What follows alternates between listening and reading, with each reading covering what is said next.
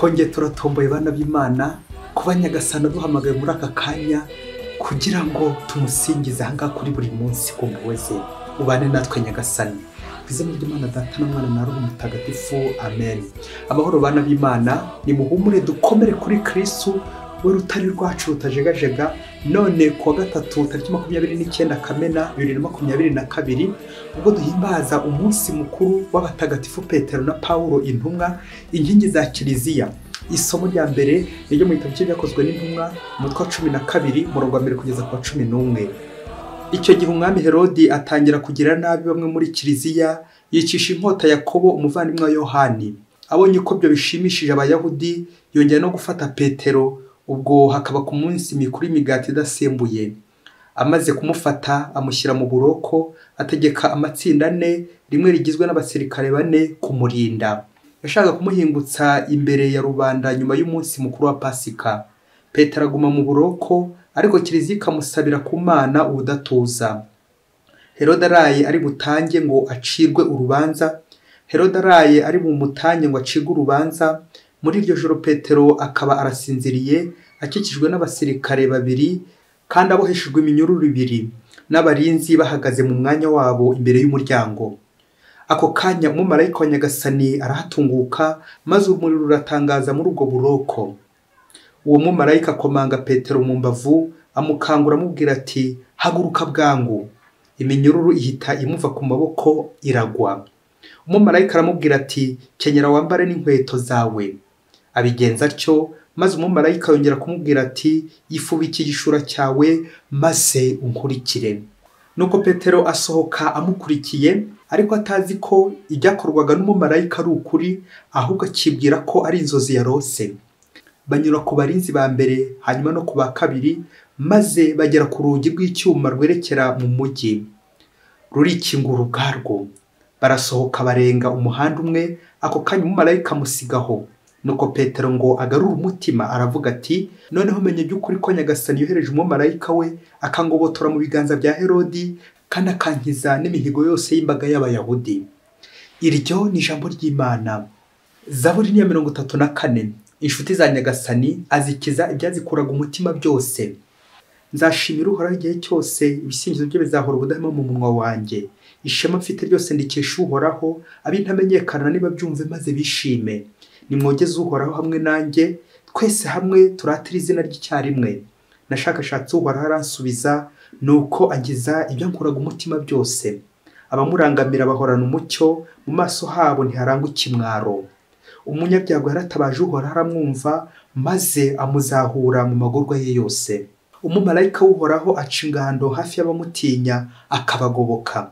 Nimushishoze maze mwumve ukuntu Uhoraho anogera umutima, hahiga umuntu abereye ubuhungiro. Inshuti za Nyagasani azikiza ibyazikoraga umutima byose. Isomo rya kabiri ni ryo mu wa 2 Paulo Mutagatifu yandikiye Timote, umutwe wa 4 umurongo wa 6 kugeza ku wa 8 n'umurongo wa 16 kugeza ku wa 18. Mwana wanjye, ngewe dore maze kumena igitambo giseswa, n'amagingo ukugendera kwanjye aregereje. Urugamba rwiza narwanye nkundura, intera nagomba kwirukana arayirangije, ukwemera nagukomeyeho. None dore ikamba rigenewe intungane rantegereje, ryo Nyagasani umucamanza utabera azangororera kuri wa munsi we, ariko atari njye jyenyine, ahubwo n'abandi bose bazaba barakunze kwigaragaza kwe. Ubwo najyaga mu rukiko bwa mbere kugira ngo niregure, nta n'umwe wanshyigikiye. Bose barantereranye, ntibazabihorwe. Naho Nyagasani we yambaye hafi, maze antera imbaraga kugira ngo mbashe kuhamamariza ubutumwa nshize amanga, kandi ngo abanyamahanga bose babwumve. Nuko ngize urwasaya rw'intare.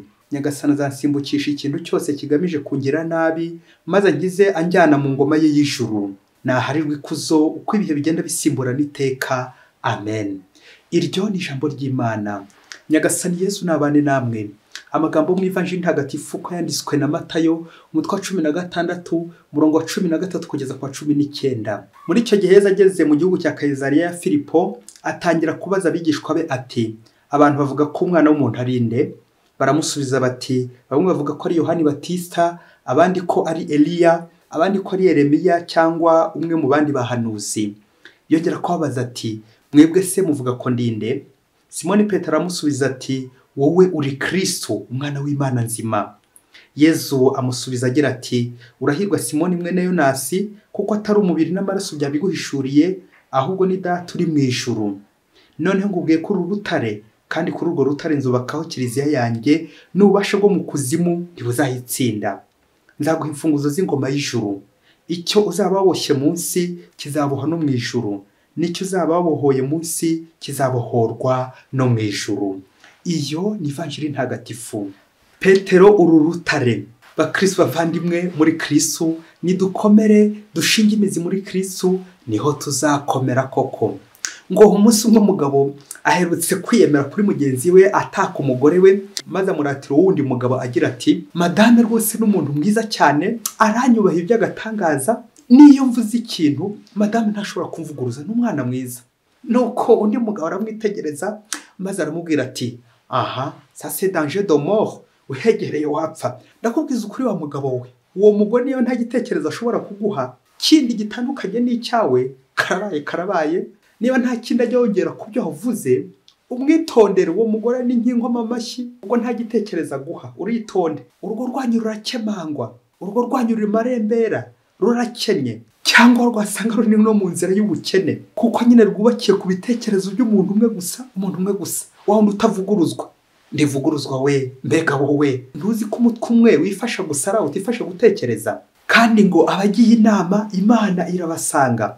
Kandi nanone bwa nyuma ko urugo rugizwe na babiri rugera babiri, urugo rwubaka babiri wa mugabo we, ndivuguruzwa we. Aha wasanga nanjye mu rugo rwanjye ntivuguruzwa, ngasigara nibaza niba ari Imana cyangwa niba ari njyewe. Wasanga ari njye utavuguruzwa.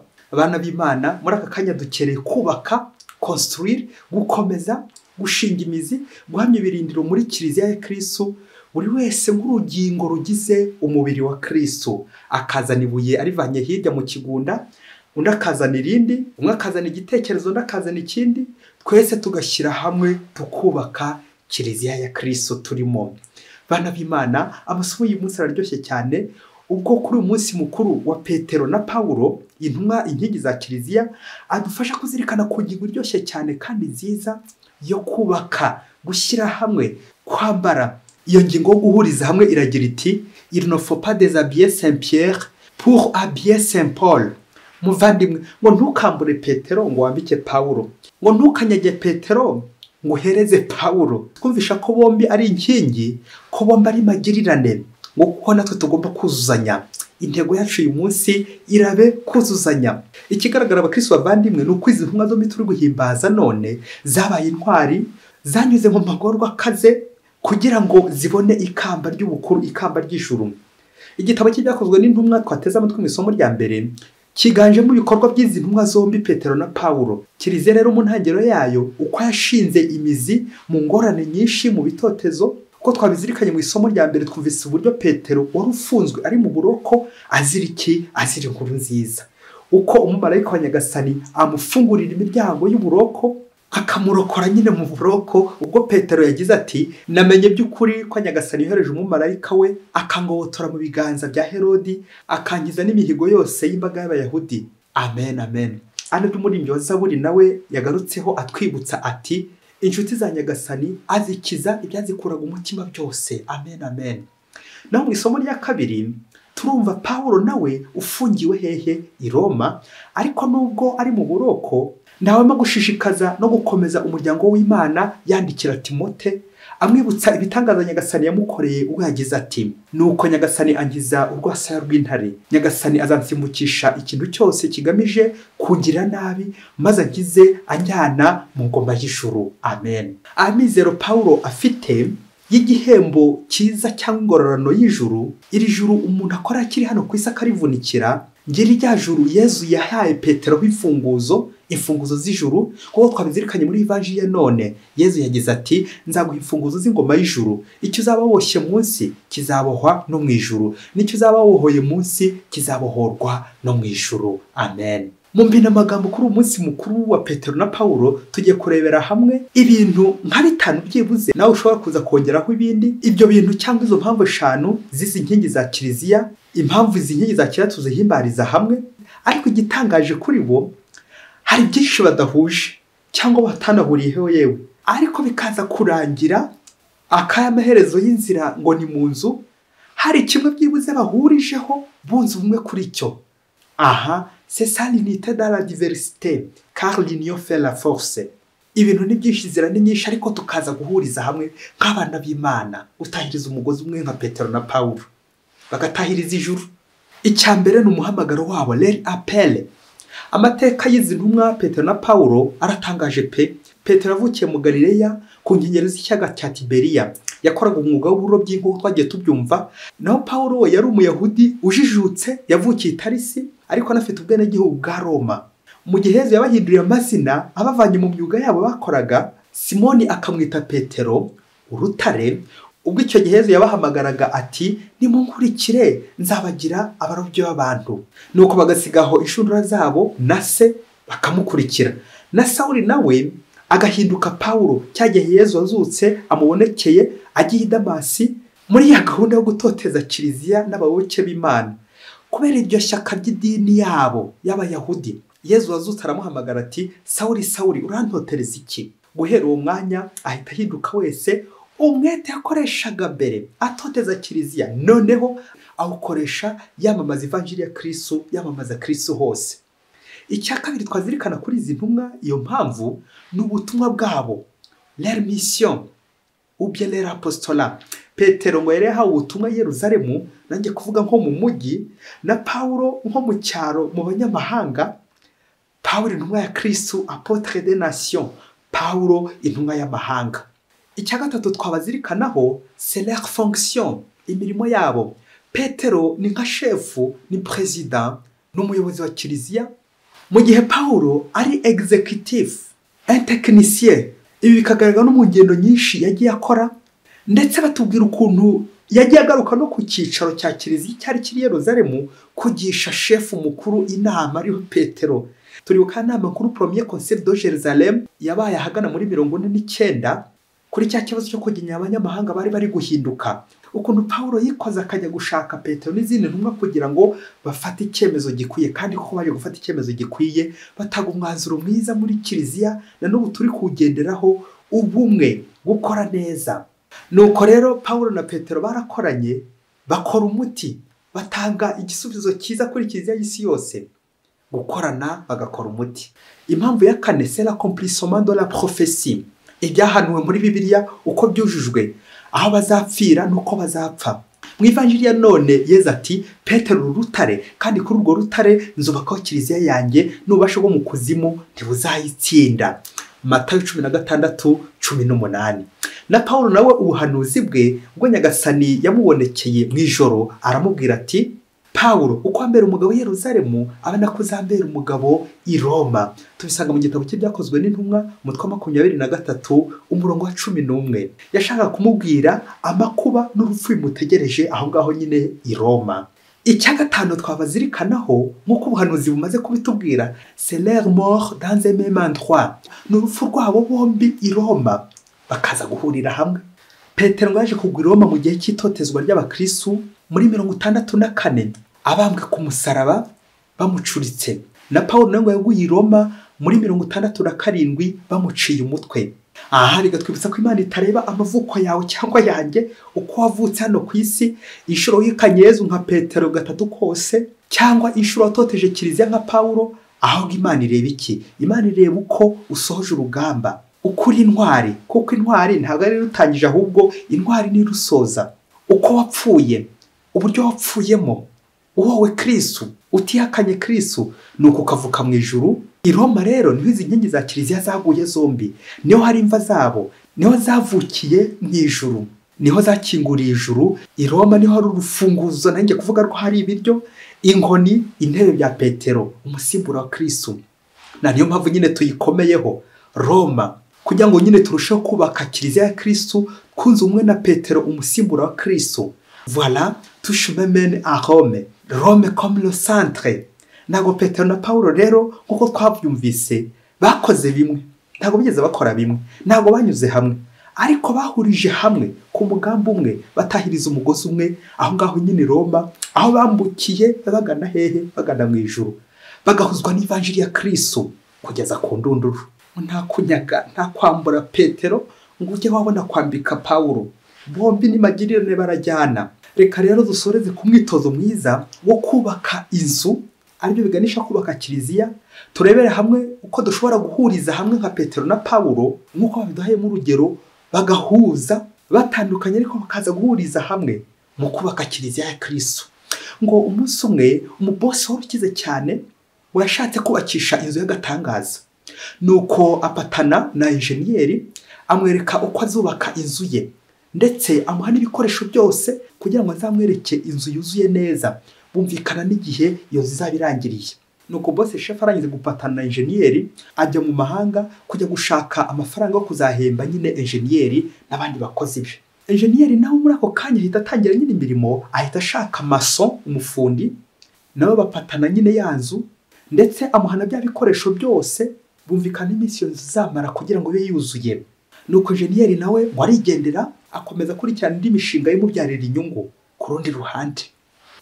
Ngo hashize igihe kirekire yanzara y'abafundi babyeyi murabizi, yanzara biratangiye, nibwo wa mufundi atangiye guhamagara enjeniyeri ngo nyaruke amuhemba ya mbere ngo inzara ni yose. Ariko ngo enjeniyeri ntiyaza, nuko mufundi akomeza gutekereza ati Emma, ngewe bampaye ibikoresho ndabyifitiye, biri hano ninjye uri kubikoresha, none inzara ikomeze kundya bene aka kageni. Nuko ngo muri ako kanya ngo ahera ku nkingi z'ibyuma zari zirimo abariza ahera ahagurisha. Nuko yanzu uko akomeje agenda yubaka, akomeza kuyubaka ngo nta nkingi n'imwe irimo yifatizo. Ngo hashira iminsi akongera agahamagara enjeniyeri, yakumva atamwitaba, yamubura, akarya nk'indi mifuka ya sima nkingahe. Ngo nuko byose akagenda noshaho. Ngo nuko ya minsi bahanyiza kurangira yanzu itaruzura, ndetse n'ibikoresho byarabahe bike. Ngo nuko amufundi mu mayeri ye ngo agapfa gupfundapfunda mu byondo, kuko sima nyine yo yari yararangiye. Ngo nuko ibyo yubatse ntibifate, bigahita bihirima. Nuko kuri ya tariki enjeniyeri ngo araza asanga inzu ari ikibandahori, inzu iri kwigwisha yonyine, nta na kimwe gifashe ku kindi. Nuko icyambere enjeniyeri yakoze muri ako gahinda n'ako gakubuzo, ahita afungisha wa mufundi, kuko nyine atubahirije amasezerano bagiranye. Inzu ntiyuzura. Wa mufundi ageze ngo muri prison, ngaho foro uko enjeniyeri umaze kumufungisha agiye kwifora ngo yongera guri ibindi bikoresho byibuze maze yubake yanzu, bityo boss atazaza agasanga ibyo basezeranye nta na kimwe yubahirijemo. Nuko entrepreneur wa enjeniyeri atangira yicuza, yibaza impamvu byibuze atananyarutse na gatoya kugira ngo aze agenda asura yanzu arebe n'ukuntu umufundi ari kubikora. Aha uko akomeje kwishuza mu buryo ataje gusura iyo nyubako, muri ako kanya nyirinzu abarahageze yitwaje urubuga rw'amafaranga ngo agiye guhemba enjeniyeri wa entrepreneur, ngo nawe nyine abashe guhemba abakozi be babandi yakoresheje. Nuko nyirinzu ahageze arumirwa bikomeye cyane uburyo enjeniyeri yifashe ku itama imbere y'icyo kibandahori. Isoni ziramubumba kuko nyine atubahirije amasezerano bagiranye na boss, nta suivi yigeze akora. None nta nzu ihari kandi ibikoresho byose boss yari yarabitanze, nta kintu na kimwe atari yarabahaye. None yaraje no kubahemba. Ako kanya boss aramufunga. Nuko ngo enjeniyeri ageze muri prison ngo asanga wa mufundi yafungishije ari we chef aho ngaho nyine muri iyo prison. Ngaho fora nawe uburyo uyu mu maso umufundi agiye kujya ayobora enjeniyeri muri bwa buroko. Ubwo se ko batashoboye kumvikana kuri yanzu bagombaga kuzuza, uwo ko mu buroko niyo bagiye kumvikanira. Ibaze ntange nibaze. Ndakubwiza ukuri, aha hagiye gushya, aha mu buroko nyine n'umuriro.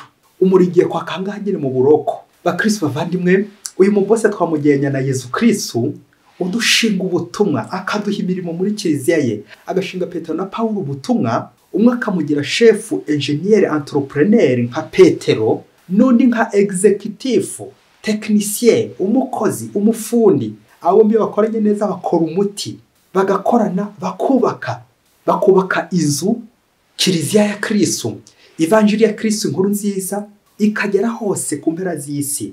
Wowe ikakugeraho nanjye kangeraho kubera imikoranire myiza, bonne collaboration, la complémentarité. Nuko bakaza guhurira hehe i Roma berekeza hehe mu ijuru.